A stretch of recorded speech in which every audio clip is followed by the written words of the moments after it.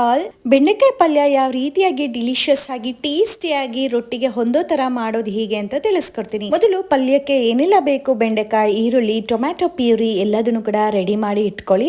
ಹಾಗೆ ಬೆಂಡೆಕಾಯಿ ನೀವೇನಾದ್ರೂ ತೊಳೆದಿದ್ರಿ ಅದನ್ನ ನೀಟಾಗಿ ಒರೆಸ್ಬಿಟ್ಟು ಹೆಚ್ಚಿ, ಇಲ್ಲಾಂದ್ರೆ ಲೋಳೆ ಜಾಸ್ತಿ ಆಗ್ಬಿಡುತ್ತೆ. ಬೆಂಡೆಕಾಯಿನ ಮೊದಲು ಡ್ರೈ ಫ್ರೈ ಮಾಡ್ಕೊಳ್ಳಿ. ನಂತರ ಇದಕ್ಕೆ ಸ್ವಲ್ಪ ಉಪ್ಪು ಹಾಗೆ ಅರ್ಧ ಟೇಬಲ್ ಸ್ಪೂನ್ ಆಗೋಷ್ಟು ಎಣ್ಣೆನ ಹಾಕಿ ನೀಟಾಗಿ ಫ್ರೈ ಮಾಡ್ಕೊಳ್ಳಿ. ತುಂಬಾ ಜಾಸ್ತಿ ಓವರ್ ಫ್ರೈ ಮಾಡ್ಕೋಬೇಡಿ, ಹಾಗೆ ಅದರಲ್ಲಿರುವಂತ ಅಂಶ ಎಲ್ಲ ಹೋಗ್ಬಿಡತ್ತೆ.